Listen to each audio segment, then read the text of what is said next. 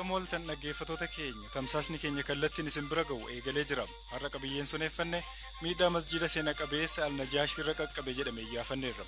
Waan biyyaa malee gana amma kun komitee goonee erguu fi achitti.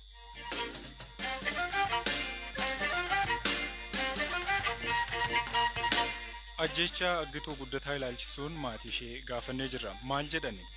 Egaa dhugaan ishee haqni ishee barbaadamuu qabaa kana bukkeen dumtoo kan dhaabbatuu fi walitti bu'insa dhimma daangaa Itoophiyaa fi Sudaan gidduutti tibbana eegale ilaalchisuudhaanis gabaasa qabna. Oduu fedheeffannoo biroos qabna. Ani Hirphaa Gammachuu isiniifan dhiyeessaa nu hordofaa.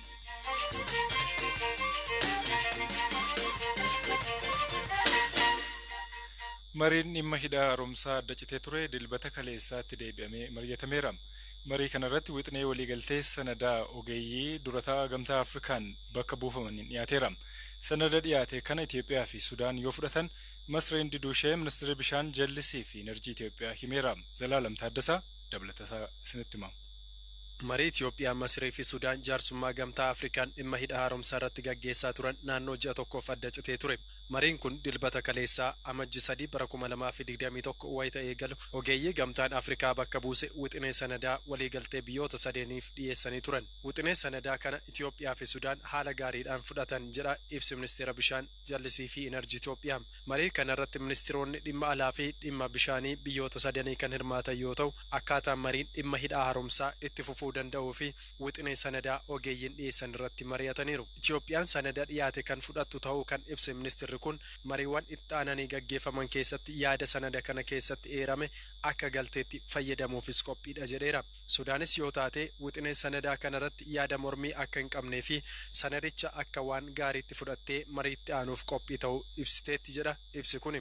Ministeerri bishaan jallisii fi enerjii Itoophiyaa Masriin sanada kana gonkumaa akkan fudhanne ibse. Biyyootni sadeen dhimma guutinsa bishaanii fi qabinsa hidhaa yookaan opereeshinii isaa irratti akkaataa sanada dhiyaate irratti walii galaniiru. Garuu yaa laga Abbayyaa irratti misoomawwan gara fuulduraatti hojjetamuuf deeman irratti yaada dhiyaate qofatu adda addummaa yaada uumee jedha ministeerichi. Piroojeektiin humna ibsaa hidha haaromsaa guddicha Itoophiyaa bishaan kan hin qisaasessine ta'uusaa kan eere ibsi kun Itoophiyaanis kan feetu waliigaltee kana ilaalcha keessa galchee fi hunda walqixa fayyadu akka jiraatudha jedheera.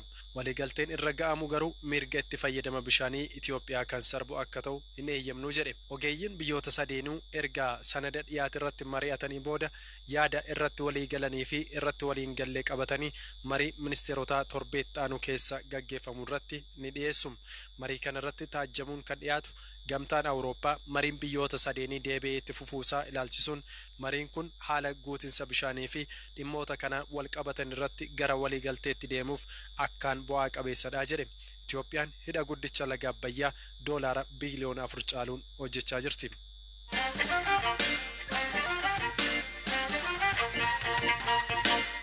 Pirezidaantiin Ameerikaa Doonaald Tiraamp wayita qondaala filannoo Joorjiyaatiin bu'aa filannoo Baayiden gargalchuudhaaf sagalee akka barbaadan gaafachuu isaanii ergaan sagalee waraabame beekamee jira. Zalaalam Taaddasaa bal'ina isaa isinitti hima. The people of Georgia are angry. The people of the country are angry. And there's nothing wrong with saying that, that you've recalculated. Kun sagalee pirezidaantii Ameerikaa Doonaald Tiraamp dhimma filannoo injifataman ilaalchisuun barreessaa kutaa bulchiinsa Joorjiyaatti bilbilaan dubbatanidha. Uummanni Joorjiyaa aareera, uummanni biyyattii kanaa aaraniiru jedhan sagalee 11,780 barbaada. Kutaa kanatti injifanneerra. Irra deebitee yoo lakkoofte rakkoo hin qabu jechuun Tiraamp yeroo dubbatan dhagaaman. Raffensperger garuu bu'aan filannoo Joorjiyaa sirriidha wayita jedhu dhagaama. Yoo irra deebiin lakkaa isiin jedhe rakkoomaa hin qabaatu jedhan. Raffensperger garuu pirezidaanti qormaatni ati qabdu daataan ati qabdu dogoggora ta'uusaadha jechuun deebisuuf hima. Tiraamp wanta haasa'amaa jiru sanduuqni sagalee saaqamuun maashiniin filannoo ammoo kaawuntii Fulton keessaa akka kaafamedha jedhan. Isaan boodas pirezidaantichi seeraan gaafatamuu akka danda'u qondaalicha doorsan. Waan raawwattan ni beekta garuu hin gabaasne kun yakkadha. sun akka ta'u eeyyamuuf hin qabdu ture. Innis siifi abukaatoo kee riyaaniidhaaf balaa guddaadha jedhan Trump. Kanaafuu Raffensperger bu'aa filannoo bulchiinsichaa irra deebiin akka xiinxalu itti himan. Mr. President namoota odeeffannoo galchan qabda. Nutis namoota odeeffannoo galchan qabna. Kanaafuu mana murtiitti haa dhiyaatuuti manni murtii irratti haa murteessu jechuun deebiseefi lakkoofsi keenya sirrii akka ta'e waan amannuuf ejjennoon keenya sanuma jechuun deebisaafi. Filannoo pirezidaantummaa Ameerikaa yeroo darbe gaggeeffame kana Joe Biden paartii Dimokiraatotarraa kan injifatan yoo ta'u amajji 20 pirezidaantii biyyittii ta'uutiin ni muudamu.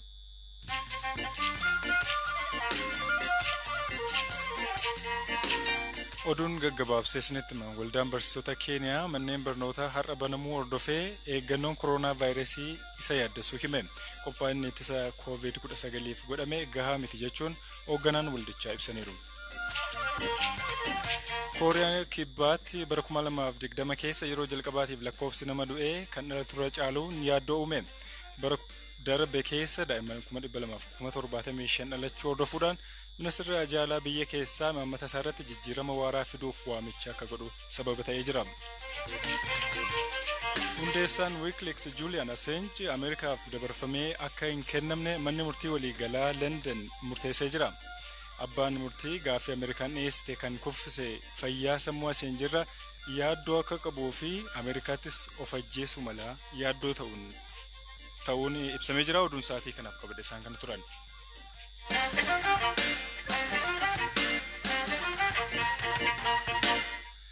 Gara qabiyya sattaanottan ce'a walitti bu'insi dhimma daangaa irratti Itoophiyaa fi Sudaan gidduutti tibbana eegale ammallee akkuma itti fufeetti jira. Loltoonni Sudaan aleellaa fi qocholloo isaan daangaa irraan dhaqqabsiisaa turan akka hin dhaabbanne bulchaan Gondar Lixaa obbo Dassaalany Xaasoo BBC'tti himaniiru. Obbo Dassaalany har'a ganamayyuu dhukaasni gurguddaan dhagahamaa akka ture himanii jiru. አሁን ላይ ያው ሁኔታ ባለበት ነው ያለው haalichi akkuma jirutti jira wanti jijjiirameen jiru har'a bakkeewwan haaraa ilaaluuf yommuu jennu meeshaa ciccimaatu dhukaa ture har'a ganama naannoo sa'aatii 4tti naannoo Dalaaloo lakkoofsa 3 fi 24 jedhamutti meeshaa waraanaa cimaa dhukaasaa turan qaama nageenyarra miidhaan ga'ee jiraachuu baatus naannicha jeequun ammayyuu jira kaleessas kaampii namoota dhuunfaa lama gubaniiru bulanii kaanii fedha lafaa bal'ifachuu qaban dabaluu malee mariidhaaf kan qophaa'an hin fakkaatan. Naannoo waldhibdeen daangaa biyyoota lamaan gidduutti uumame kanarraa qabeenyi namoota 200 manca'uun namoonni 1,000 fi 700 ol ta'an qe'ee isaaniirraa buqqa'aniiru. Namoonni kunneen gara naannichaatti deebi'aniiru. Gaaffii jedhuufi dhukaasa naannichatti gaggeeffamuun lubbuun namaa darbe jira. Gaaffii jedhuuf obbo Dassaalany akkas jedhan. በዛሬው ዕለት በሰዎች ላይ የደረሰ ጉዳት የለም በትናንትናው ዕለት har'a miidhaan ga'een jiru kaleessa garuu kaampiyoon gubatan jiru nama eegumsarra ture tokkorra miidhaan ga'eera kunis dhukaasa keessa osoo hin taane namicha qaamaan argatanii miidhaa qaamaa irraan ga'anii deeman miidhaa guddaatu irra ga'e du'aaf isa geessuu danda'a hospitaalatti yaalamaa jira amma maalirra akka jiru gaafachuu hin dandeenye namootni asii buqqaan hin deebine isaanis bakka jiranii gadhiisanii waan hin baaneef naannichis gara nagaatti hin deebine waan ta'eef haga ammaatti karaa mootummoota biyyoota lameenii rakkinichi akka hiikamuuf yaalamaa ture garuu fedha qaama tokkoon qofa waan milkaa'u miti isaanis guyyaan miidhaa geessisuu rakkoo uumuu fi qocolloo malee oolan hin jiru nuyi karaa nagaa dhuma jenneeti kan eegaa jirru karaa biraan rakkinichi hiikama jennee hin amannu. በሰላም ከምናደርገው ጥረት ባሻገር xiinxalaan dhimma Afrikaa Alex Diwaal BBC'f xiinxala barreesse keessatti yaa'ii gaad tibbana Jibuutiitti taa'ame irratti Ministeerri muummee Sudaan Abdalla Hamdok gita isaanii kan Itoophiyaa Abiy Ahmad wajjiniin dhimmicha irratti mari'achuu isaanii ibseera. Hooggantoonni lachuu dhimma daangaa irratti mari'achuuf waliigalanis alduree guutamuu qabu ol kaawwataniiru. Tibbana miidiyaa hawaasaa irratti masjida seena qabeessaa fi umurii dheeraa qabu naannoo Tigraay magaalaa Wuqirootti argamu Alnajaashiirra miidhaan dhaqqabu odeeffannee turre. Miidhaa masjida seena qabeessaa fi sadarkaa yuuneeskootti galmaa'e kanarra ga'e jedhamu adda baasuudhaaf pirezidaantiin mana maree waliigalaa dhimmoota islaamummaa Itoophiyaa Dr. Jiilaan Kadir gaafannee jirra. waan miidiyaa malee gana amma kun komitee goonee erguu fi achitti gana qorannee wanni nu ga'e jiru amma gana nama qoratu erguu fi inshallah ergine akkaataa irratti jirra inshallah gaafa san malee amma uumaa ifa nu galle warra erginu kun yoo akkaataa nu fide malee akkasii dubbatuu hin dandeenyu maali nuufi wama miidiyaan haasa'u kana malee waan ilgilee nama hubachiifne qabnu. Masjida magaalaa Wuqrootti argamu Alnajaashirra miidhaan naqqabu ittaanaan daayirektara abbaa taayitaa eegumsaa fi qorannoo hambaa Itoophiyaa gargaaran Piroofeesara Ababaw Ayyaaloo himaniiru. Sababa walwaraansa naannichaan hambaalee miidhaman gareen qoratu jalqaba ji'a Amajjii kana akka gara Tigraay deemu himaniiru. ወደዛ መሄድ ሁለት የጥናት ቡድን አለ። አንደኛው gara sana kan deemu gareen qorannoo lama jira. kan jalqabaa biiroon aadaa fi turizimii Tigraay dhimmicha hordofaa waan jiruuf gara sanatti ni imala. kan biraa immoo kan keenyarraa gareen hundaa'ee deemu jira. kana dura deemuuf yaannee ture hin taane malee amma ministeerri aadaa fi turizimii gareen bobbaasan jira. eegumsa hambaa irraas gareen deemu jira. Alnaajaashii qofa osoo hin taane warra kaanis ilaalee dhufa jechuudha. fakkeenyaaf naannoo Wuqroo mana amantaa kiristaanaa Amaanu'eel Munguwaarra miidhaan gaheera. amma odeeffannoon qabnu isaan kanneeni. jalqaba Alnaajaashii lammaffaa Amaanu'eel Munguwaa irraa miidhaa qaqqabe ilaaluudha. kan biraa hambaalee socho'an naannicha keessa turan jiru moo hin jiran kan jedhu irratti biiroo aadaa fi turizimii naannoo Tigraay waliin ta'uun gareen cimaan tokko ni ergama. inni jalqabaa warra miidhaan irra ga'e ilaalamee akka suphamaniifi. ይሄ ጉዳት የደረሰባቸውን አይቶ የሚመጣው ለጥገና ነው። Xaaliyaan keessatti baqattuu fakkeenya milkaa'inaa jedhamtee beekamtu aggituu guddataa ajjeefamuun oduu guddisiisaa torban darbe keessa dhagahamee ture. Maatii ishee keessaa tokko kan ta'an obbo Jabeessaa Guddataa jalqaba lubbuun ishee harka namaatti darbuu miidiyaa hawaasaarraa dhageenya jedhan. Mee waa'een ishee akkam ture jennee obbo Jabeessaa gaafannee jirra kunuuti. Audituun obboleetti haadha warraa kiyyaa lubbuun ishee harka namaatti darbuusa saruma sooshaal miidiyaa dhageenye. garuu naasuu qabna waan ta'eef gara sanatti dhugaadhamoo dhugaa miti waan kun dhuguma ta'ee namoonni taane waan jedhudha ture. egaa qaama adda addarraatii namoota sheetanii namoota naannoo diyaasporaa waan biyya alaa jiranii kan irraati kun dhugaa ta'uu yeroo mirkaneeffannu baay'ee gaddinee baay'ee lapheen nu cabee akkanatti dhageenye jechuudha. Bilbilaan hariiroo wajjin inni qabdu turtanii maaltu ture otoo lubbuun ishiin darbiin dura? bilbiltii maatiin Itoophiyaa keessa jiru nuti jirraa.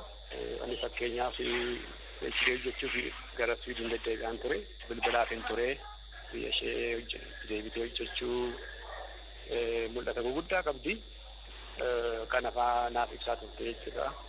yaada akka ishee akka qabdu raawwachuu danda'eera jechuudha. Reeffi ishee amma magaalaa Finfinnee qaqqabeera? Ammatti hin qaqqabne. maatiin har'a Roomirraa gara magaalaa isheen lubbuun ishee darbee bakka itti jiraachaa turte gara sanatti socho'aniiru. isaan biriifiingii godhu iddoo nutti maniin booda ibsa nu kennaniin booda beekuu dandeenya jechuudha. tilmaamuu dandeenya. gara kan akka dhufuufi eegaa jirra jechuudha. mirga namaaf mirga dubartootaaf qilleensa naannoodhaaf dubartii dhaabbachaa turtedha. kuni bakka kamitti yakka ta'ee lubbuun ishee akka darbee baay'ee nuuf hin galu. egaa dhugaan ishee haqni ishee barbaadamuu qabaa. kana bukkee hundumtuu akka dhaabbatuu fi dhugaan ishee bahee barumsa guddaan akka irraa argamu akka ta'uudha akka kiyyatti akka maatiitti kan yaada qabnu jechuudha. Otoo lubbuun ishiin darbiin dura yaaddoo qabaachuu ishee miidhaan waan ishiin sodaattu yookiin immoo lubbuu ishiif waan ishee yaaddessu wanti mataa turte jira? Namoota akka ishee sodaachisaa jiranii dubbatteetti. kana keeziin akkasii kana kan wajjin kan wal fakkaatu sooshaal miidiyaa irratti ba'ee jira. namoota sodaachisan sababii adda addaatiin akka jiranidha. egaa akka kiyyetti taanaan wanni amma sooshaal miidiyaatti hojjetaa isheetu ajjeese abaluuta akkas godha jedhamu kun haqa ishee kan dhoksu. kan tokko hojjetaan tokko yoo sababii mindaatiin sababii adda addaatiin hojjechiisaa wajjin walitti bu'e yaadni yookaan inteeshiniin ajjeesuu kun dhufuu hin danda'u. yeroo takkatti dhufuu hin danda'u.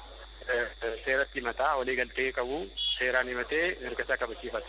yaada duubarra jiru akka inni dhookatu kan godhudha. kuni waan nuuf hin himatamnedha. kana duuba waa biraa jira waan jedhu kana mataatti qabna. Dhaggeeffattoota keenya sagantaa keenya gara gorabuutti finnee jirra. qopheessaan qophichaa Zalaalam Taaddasaati. odeeffannoo dabalataa bal'inaan argachuudhaaf gara marsariitii keenya deemuu dandeessanii waan hordoftaniif galata guddaa qabdu. iddoo nagaa bulaa galatoomama.